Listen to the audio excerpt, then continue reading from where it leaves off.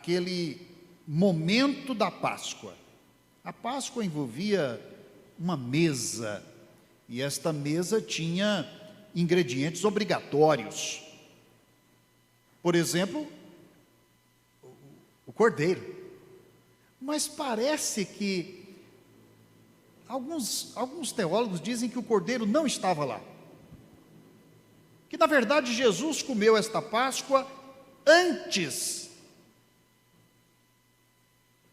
do dia estabelecido para a morte do cordeiro. João, o evangelista, faz coincidir a morte do cordeiro no templo com a crucificação de Jesus no Calvário. Porque no evangelho de João, a identificação entre Jesus e o cordeiro do sacrifício anual em Israel é 100%. Jesus é identificado como o Cordeiro de Deus que tira o pecado do mundo. Ele não é só o Cordeiro da Páscoa, mas ele é também o Cordeiro que tira o pecado do mundo. É bem possível que as duas coisas pudessem ser lidas concomitantemente. O Cordeiro da Páscoa, com Jesus sendo o Cordeiro de Deus para o sacrifício pelos nossos pecados. Pois bem, temos então a entrega que Jesus faz de si mesmo aos seus discípulos. Aqui eu volto a pontuar o verbo trair, que aparece com o seu sentido de entregar. Os dois sentidos são possíveis, tanto é que a tradução, na maior parte das Bíblias, é a tradução por trair. A própria tradução de 1 Coríntios 11, versículo 23, ela é feita assim, não é? Na noite em que Jesus foi traído, então ele reuniu os discípulos para a celebração, a instituição da ceia. Mas a verdade é que o verbo trair, ele tem na sua raiz o sentido de entregar. Trair é uma conotação pejorativa, negativa do verbo. Quando alguém quer falar de alguém que traiu, então usa o verbo entregar com o sentido maléfico. Ele foi maligno nisso, ele foi maldoso, então ele entregou para a morte, ele traiu. Mas vamos colocar que um degrau antes de trair está o sentido básico, que é entregar. Mais uma vez, o trair coloca sobre Judas a causalidade de todo o processo que vai trazer a morte de Jesus. E isso não é verdade. Não é porque Jesus foi traído que ele morreu. Ele morreu porque ele se entregou, ele deu a sua vida. E o que Judas fez foi exatamente aquilo que ele comprometeu, que ele negociou com o sumo sacerdote. Quanto você me dá para que eu entregue o Nazareno para vocês? Então, estava em andamento este processo. E Jesus, então, chama os discípulos para a mesa. No primeiro momento, Judas está presente. Acontece que Judas já tinha iniciado anteriormente à Páscoa a entrega, a negociação para a entrega de Jesus. Então, quando ele sentou à mesa com Jesus, ele já estava entregando Jesus. Então Judas, creio eu, parece que há base na Escritura para afirmar isto, Jesus dá o pão molhado para ele e ele se retira. Isso durante a celebração da Páscoa, porque o ato seguinte é a instituição da ceia. E são momentos distintos. Então Judas saiu para entregá-lo definitivamente. E é nesse ponto que Jesus então parte o pão e dá. Ou seja, enquanto Judas está levando a cabo o seu processo de entregar Jesus, Jesus pega o pão e entrega aos discípulos o seu corpo e o seu sangue, no que ele chama a nova aliança, o novo Sinai, com o seu novo povo. Os discípulos são o novo povo de Deus. Ficou fora da ceia, então, e aqui eu volto ao meu problema inicial, que é o de dar o tema para essa reflexão, né? As ervas amargas. A ceia não contempla ervas amargas. Ela era obrigatória na Páscoa. Mas dentre todos aqueles elementos que compunham a mesa da Páscoa, Jesus separou 2. Ervas amargas ficou fora. Os asmos eram acompanhados por um caldo de ervas amargas. Estas ervas eram para lembrar aos hebreus, para reavivar a memória deles, quanto à servidão e o sofrimento que eles padeceram no Egito, e dos quais o Senhor os libertou. Então, em Números capítulo 9, versículo 11, há uma referência ali a estas ervas amargas, como parte da Páscoa, mas uma Páscoa extemporânea. Essa Páscoa que a lei permitia que se celebrasse no segundo mês, não no primeiro.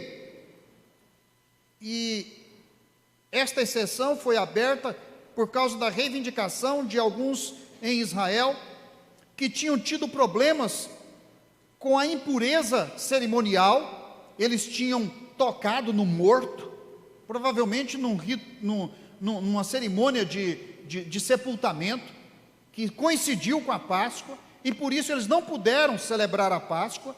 Então vão a Moisés, e Moisés diz: então celebre no segundo mês, assim, assim e assim. E aí nesta orientação tem ervas amargas, mas no texto de Números, até ali, que trata da Páscoa, no primeiro mês e no segundo mês, ervas amargas não tinham aparecido. Quando a gente vai para Êxodo, lá em Êxodo sim, a celebração da Páscoa é para ser acompanhada de um caldo de ervas amargas. Não quero colocar nenhuma contradição aqui, nem oposição entre Números e Êxodo. É porque em Números, simplesmente, a expressão é omitida na primeira orientação para a celebração da Páscoa no primeiro mês, e é colocada na orientação para a celebração da Páscoa extemporânea, no segundo mês. Aí vem as ervas amargas. Ervas amargas em qualquer celebração da Páscoa. Então a ceia, ela está cercada de fatos duros. E logo depois vem o sofrimento de Jesus no Getsêmani. Jesus não coloca as ervas para os discípulos. Eles não bebem, eles não utilizam as ervas durante a ceia. Por quê? A explicação mais razoável é porque Jesus estava agora entrando no seu período das ervas amargas. Ele sairia dali e iria para o Getsêmani, e nós sabemos o que aconteceu lá no Getsêmani. Foi o período, momento, onde Jesus se angustia até a morte. A amargura toma conta completamente da sua alma, e ele derrama gotas de sangue ali no Monte das Oliveiras, naquela parte do monte chamado Jardim do Getsemane. E aqui temos então, pelo menos 3 declarações de Jesus nesta instituição da ceia, que vale a pena destacar. A primeira declaração de Jesus à mesa foi: em verdade vos digo, que um de vós entregar-me-á.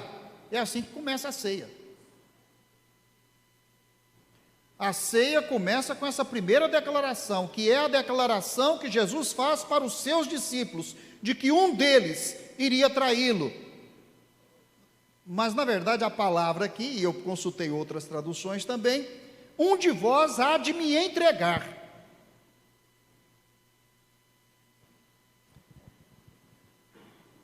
Seguindo adiante, a segunda declaração de Jesus é: um que comigo mete a mão no prato, há de me entregar.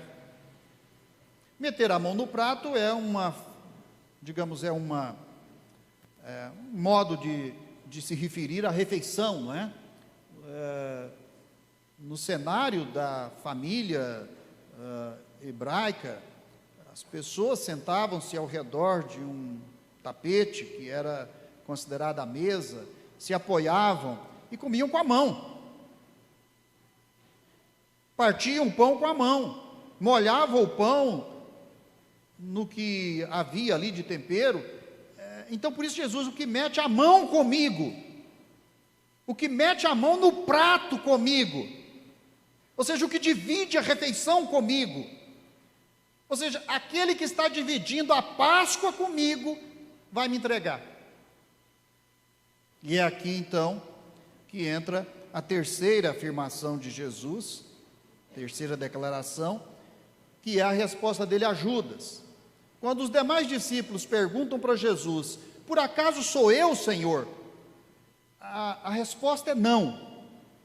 A pergunta lá no texto original, ela está feita no sentido de que a resposta é negativa. É a forma da construção gramatical lá. A estas perguntas, Jesus não responde. Mas quando Judas pergunta, com as mesmas palavras dos demais discípulos: porventura sou eu, Rabi? Então Jesus declara: tu o disseste. Ou seja, tu mesmo te declaras culpado, tu mesmo te condenas. Então a ceia, o que eu estou querendo mostrar hoje de manhã, é que ela é uma peça única. É uma declaração com partes entrelaçadas e complementares. Vai desde o versículo 17, eu retornaria ao 14, até o versículo 30, pelo menos. A gente vê o conjunto, a gente vê as nuances disto que está acontecendo. Então, ali Jesus entrelaça presente e futuro. Versículo 30, ele aponta o futuro, né? Digo-vos que desta hora em diante não beberei deste fruto da videira, até o dia em que hei de beber novo convosco no reino do meu Pai. Então ele está tratando do que está acontecendo no presente, mas ele está também agora se direcionando e chamando os discípulos para olharem para aquele dia quando tudo será novo, e ele vai estar com eles, e eles vão estar com ele.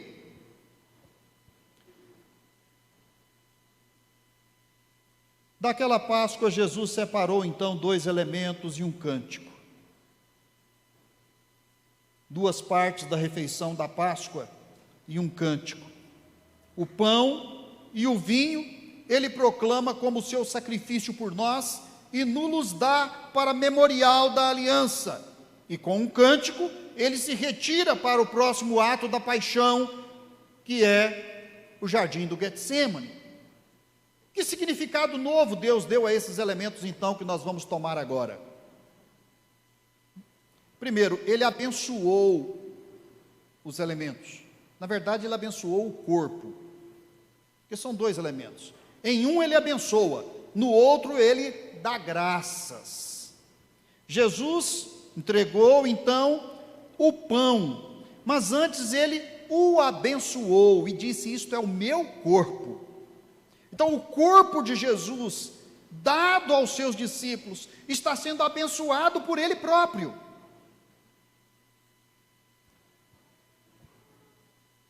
Ele partiu o pão e deu aos discípulos. E ele declarou: tomai, comei, este é o meu corpo.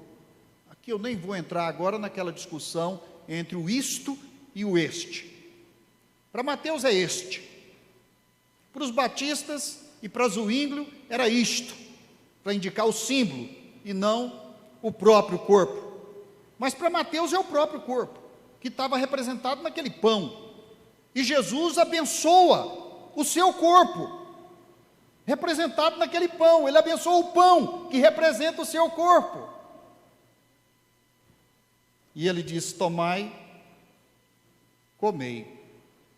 Aquilo era o pão. Depois ele separa o copo, o cálice. O cálice era de uso comum. Não é como nós vamos participar hoje, onde cada um, não é, de forma bem higiênica, recebe um copo bem dentro das normas, né?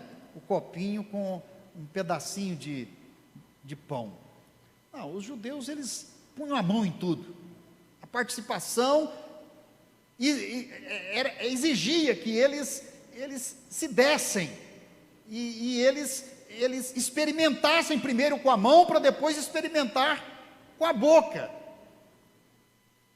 Então eles tomam o corpo de Jesus e dizem então que era um corpo abençoado. O pão estava abençoado por Jesus, abençoado para representar o seu próprio corpo. Veja a distinção, não é? Jesus está presente. Ali está o seu corpo, mas ele pega o pão, que é um elemento da refeição, e diz: este é o meu corpo, e o abençoa.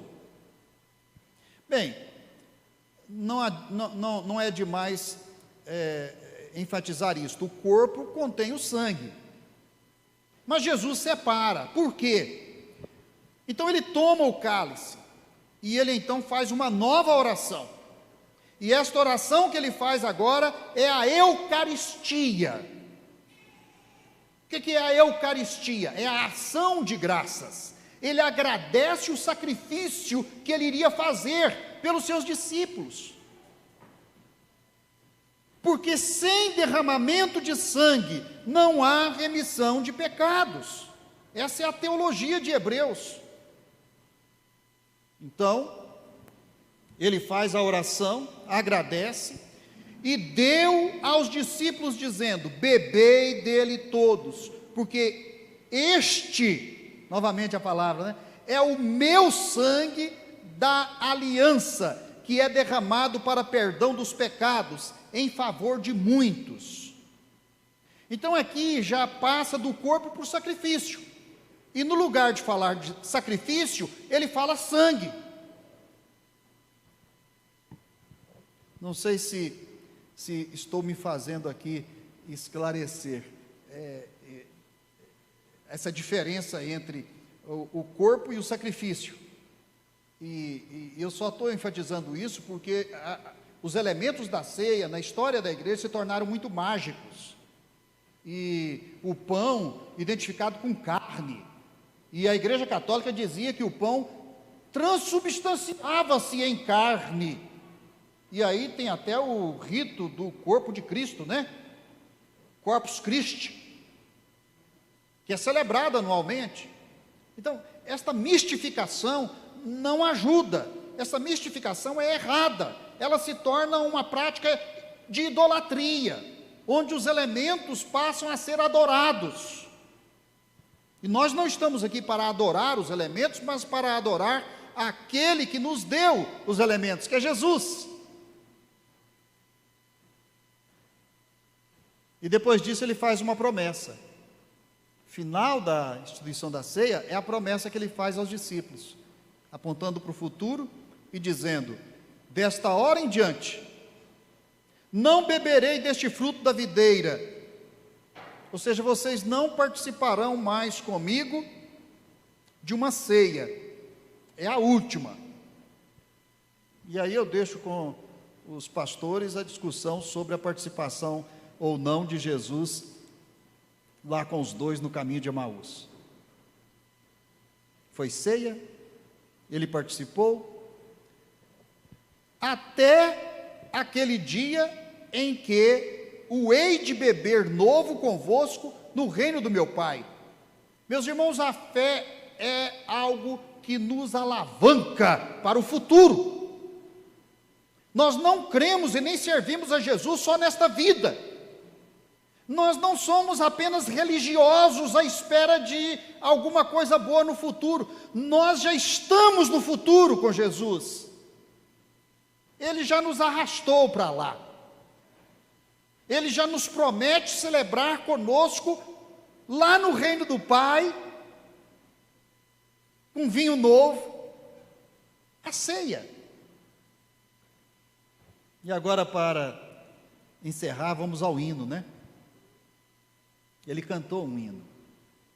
Tem gente que pergunta, mas que hino é este? É claro, os judeus cantavam muito. O livro de Salmos é o livro dos cânticos de Israel. E neste período da Páscoa, os salmos de 114 a 118 eram os salmos que eram cantados. Celebrava-se a Páscoa e cantava-se esses salmos. E há uma coisa interessante nesses salmos que eu quero então destacar para que nós passemos a celebração da ceia. O Salmo 118 é o último desta sequência de chamado Cânticos de Ação de Graças. Olha o título que se dava a eles, né? Cântico de Ação de Graças. E no Salmo 118, então, versículo 22, que é a parte cristológica destes salmos, que Jesus cantou com os discípulos, e eu creio em Jesus, que Jesus estava agora cantando, saindo daquele cenáculo, continuando a cantar, porque eram muitos salmos, até chegar ao Monte das Oliveiras, porque o texto diz que ele saiu e foi para o Monte das Oliveiras, mas não diz que ele parou de cantar. E diz assim: a pedra que os construtores rejeitaram, essa veio a ser a principal pedra angular. Isto procede do Senhor, e é maravilhoso aos nossos olhos. Este é o dia que o Senhor fez, regozijemo-nos e alegremo-nos nele. Ó, salva-nos, Senhor, nós te pedimos. Ó, Senhor, concede-nos a felicidade. Bendito que vem em nome do Senhor. A vós outros, na casa do Senhor, nós vos abençoamos. O Senhor é Deus, Ele é a nossa luz. Adornai a festa com ramos até as pontas do altar. Tu és o meu Deus. Render-te-ei graças, tu és o meu Deus. Quero exaltar-te, render-te-ei graças, porque Ele é bom, porque a sua misericórdia dura para sempre. Amém. Pastor Odimar com a palavra.